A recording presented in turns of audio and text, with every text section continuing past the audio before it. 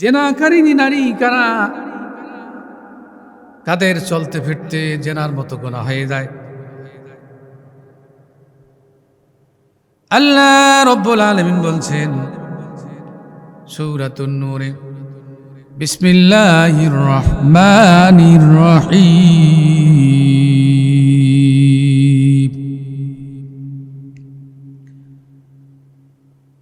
وقل للمؤمنات يغضضن من أبصارهن ويحفظن فروجهن ولا يبدين زينتهن إلى آخر الآية। আল্লাহ রাব্বুল আলামিন বলছেন, হে নবী, আপনি মুমিনা নারীদেরকে জানিয়ে দেন তারা যেন তাদের চক্ষুকে নিম্নগামী করে, আর যেন তারা তাদের লজ্জাস্থান হেফাজত করে, আর নারীরা যেন তাদের সৌন্দর্য প্রকাশ না করে। নারী তারা সৌন্দর্য ঢেকে রাখবে, আপাত মস্তক ঢেকে রাখবে। একজন নারীর সৌন্দর্য হল মাথা থেকে পা পর্যন্ত তার সমস্ত শরীর সুন্দর করে ঢেকে রাখবে।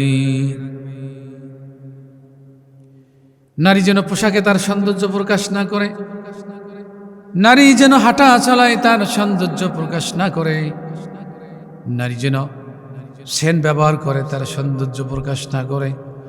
নারী যদি এগুলোতে তার সৌন্দর্য প্রকাশ করে তাইলে নারী জেনাকারিনী হয়ে যাবে।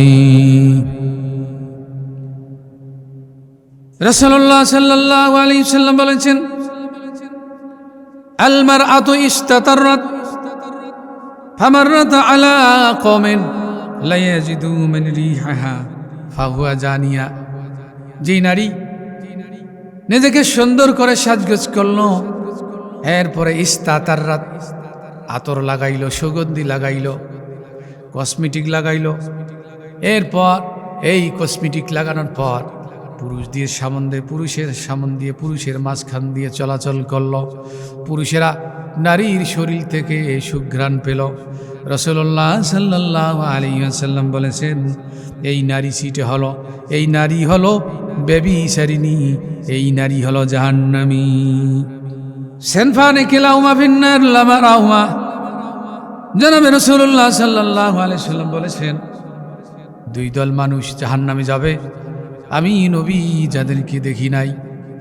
অর্থাৎ আল্লাহর নবী যখন এই কথা বলেছেন মদিনার জিন্দেগিতে, তখন পর্যন্ত ওই দুই দল মানুষের জন্ম হয় নাই, আবির্ভাব হয় নাই। কিন্তু নবীজি বলেছেন অদূর ভবিষ্যতে এই দুই দল মানুষ যাদের কর্মকাণ্ডের সঙ্গে মিল থাকবে, এদেরকে যদি পাওয়া যায় তোমরা জেনে রাখবা এরা জাহান্নামে যাবে।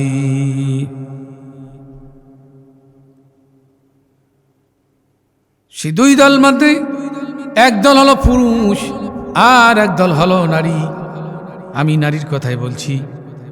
যেই দল নারী জাহান্নামে যাবে, অনিসাউন আসিয়াতুন কারিয়াতুন আসিয়াতুন মুমিলাতুন মাইলা লা ইয়াদখুলুনাল জান্নাতা ওয়ালা ইয়াজিদুনা রিহাহা।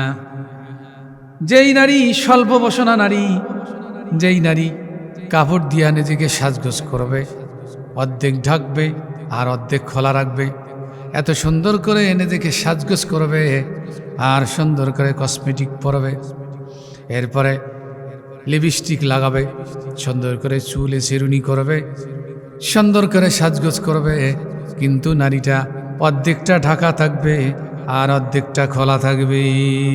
কিয়ামতের দিন এই নারী জান্নাত তো দূরের কথা, জান্নাতের ঘ্রাণও পাবে না, এই নারী যাবে জাহান্নামে।